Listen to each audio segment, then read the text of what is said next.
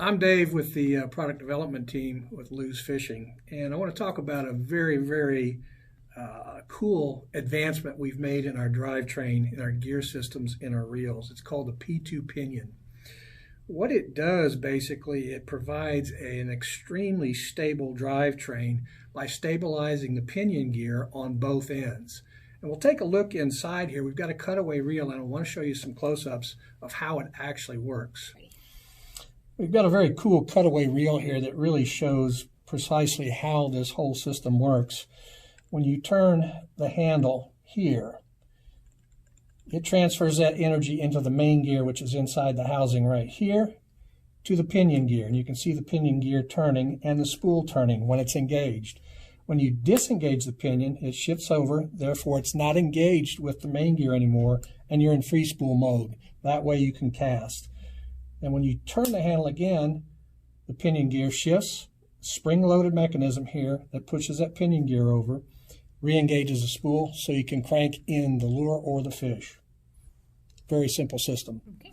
The big advantage with the P2 Pinion is that it's supported actually in 3 different positions. Out here on the outside, next to the cast control cap, there's a bearing. Right here underneath this white collar, there's a yoke there that supports it in the middle.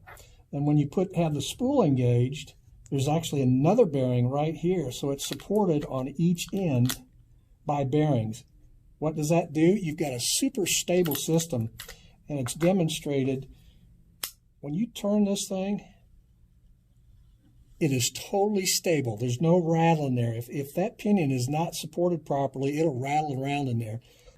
The 2 main advantages you get with this system is gear stability. What does that mean? You have a much smoother gear train.